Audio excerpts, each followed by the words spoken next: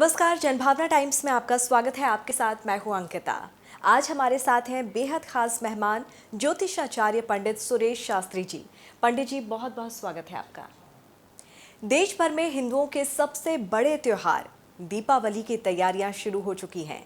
5 दिन के इस पर्व में भगवान गणेश और मां लक्ष्मी की विशेष पूजा की जाती है।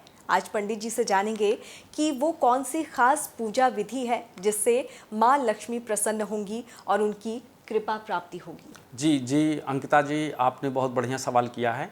जैसा कि हम लोगों के जो धर्म हैं, जिसको हम सनातन धर्म कहते हैं, खासतौर पे सनातन धर्म में शुभ घड़ी शुभ मुहूर्त का बहुत बड़ा जो है योगदान होता है।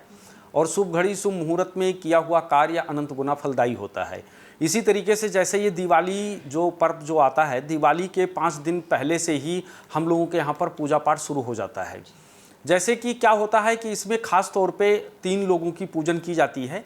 जैसा कि यहाँ पर क्या है कि खास तौर पे जो है लक्ष्मी पूजन अनिवार्य होता है। एक तो लक्ष्मी पूजा, गणेश जी की पूजन, ठीक है, किया जाता है। और उसके साथ साथ में आरोग्य देवता, यानी कि जो हमको स्वास्थ्य सही रखें उनके लिए, क्योंकि गणेश जी जो होते हैं सिद्ध बुद्धि प्रदत्त देवता हैं, यानी बुद्धि के देवता माने गए हैं वो।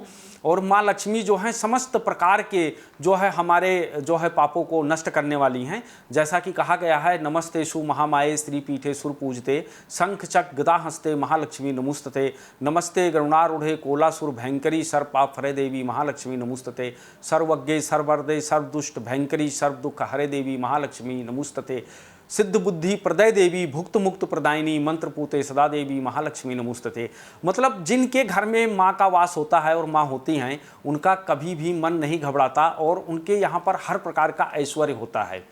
और अगर आपके पास धन बहुत है लेकिन आपका बुद्धि ठीक नहीं है कि धन का इस्तेमाल सही जगह नहीं कर पा रहे हैं, तो भी उस धन का प्राप्त करने से कोई फायदा नहीं है। इसके लिए क्या है कि गणेश भगवान का पूजन किया जाता है। सबसे पहले जो है आपको जहाँ पर पूजन करना है, यानी पूरे घर का सफाई करके, और उसके बाद में हमारे यहाँ पर जो है काष्ठ, आम के काष्ठ की एक चौकी बनाई जाती है, जिसके ऊपर जो है आप एक तरीके से साफ कपड़ा, लाल रंग का कपड़ा डाल करके बिछाएं और वहाँ पर जो है माँ लक्ष्मी गणेश भगवान की मूर्ति को स्थापित करें। और उसके बाद में क्या है कि जहाँ तक हो सके तो मूर्ति वो होनी चाहिए, जैसे हमारे यहाँ मिट्टी की मूर्ति का बहुत बड़ा महत्व है, तो वहाँ पर मिट्टी की मूर्ति होना चाहिए और वहाँ पर स्थापित करें। स्थापित करने के बाद में जो है इनका पंचोपचार विधि से जो है गणेश जी और लक्ष्मी जी का पूजन करना चाहिए। इसके साथ साथ में जो है सबसे बड़ा जो पूजन होता है वो उस दिन जो होता है वो भगवान कुबेर का होता है, क्योंकि जो धन का खजाना है ये माँ लक्ष्मी के पास नहीं है। माँ लक्ष्मी तो आती हैं जब होता है, लेकिन ये जो होता है ये कुबेर के पास होता है। तो वहाँ पर जो है लक्ष्मी की पूजन से पहले कुबेर का पूजन किया जाता है, क्योंकि सबसे पहला नंबर आपको किसी राजा से मिलने से पहले आपको जो है उनके दरबारी से मिलना पड़ेगा। जब तक उनकी दरबारी अनुमति नहीं देगा, जा करके नहीं कहेगा राजा से, तब तक आपकी मुलाकात नहीं हो सकती। इसी तरीके से जो है माँ के जो दरबारी हैं वो कुबेर हैं, क्योंकि उन्हीं के पास खजाना होता है। तो सबसे पहले उनकी पूजा करना चाहिए। उसके बाद में माँ सरस्वती की का भी जो है पूजन करना चाहिए। माँ सरस्वती का पूजन करें और पूजन करने के बाद जो है फिर वहाँ पर जैसे कि अपने घर के अंदर पूरा गंगा जल का छिड़काव करें।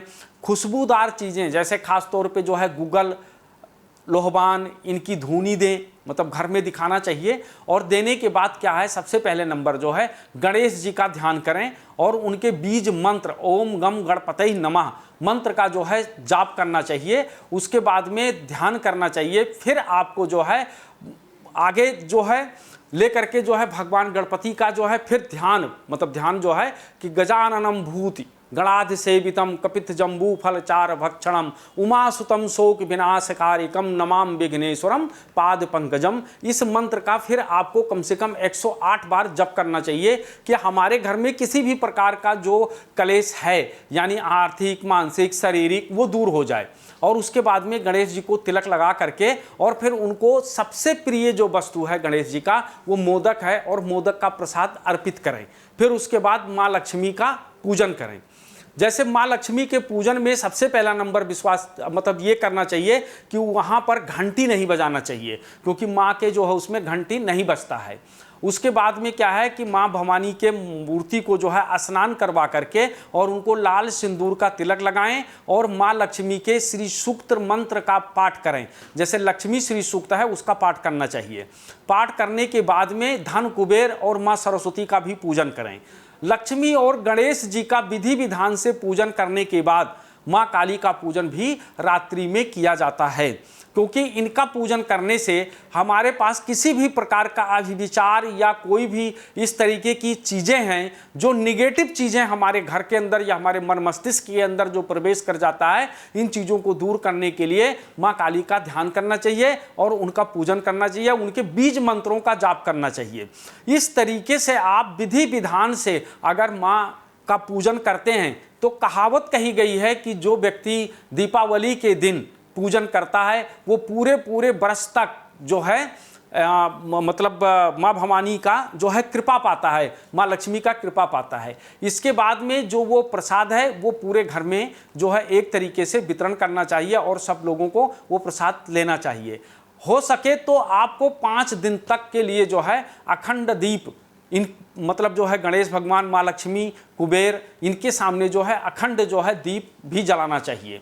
दीप में जो सबसे पहला है कि अगर अपने घर का अगर जो है घी का मतलब दीपक है, घी है तो घी का दीपक जलाएं, नहीं तो तिल के तेल का दीपक या मूंगफली के तेल का दीपक जलाएं, क्योंकि ये प्रायः शुद्ध माना गया है और इसमें सरसों के तेल का पूजन करना वर्जित है। तो इस तरीके से जब माँ लक्ष्मी का पूजन करें तो खास तौर पे आप लोग ध्यान रखें कि उस समय आप लोगों को श्वेत वस्त्र धारण करना है और श्वेत वस्त्र धारण करके जो है माँ की पूजन करें। तो इस तरीके से विधि विधान से किया हुआ, शुभ घड़ी पर किया हुआ पूजन आपको अनंत गुना फल देगा और आपके जीवन को सुखमय बना देगा और आपको जो है एक तरीके से आर्थिक, मानसिक और शारीरिक तीनों प्रकार का सुख प्रदान करेगा। जी बिल्कुल। तो अगर आप भी बुद्धि के देवता गणेश जी और माँ लक्ष्मी की कृपा प्राप्त करना चाहते हैं तो इसी विधि से अपने घर में इस बार दीपावली की पूजा कीजिए। बहुत बहुत शुक्रिया पंडित जी हमारे स्टूडियो में आने के लिए और तमाम जानकारी के लिए। और इसी के साथ हमारी खास पेशकश में फिलहाल इतना ही। आप जुड़े रहिए जनभावना टाइम्स के साथ। नमस्कार।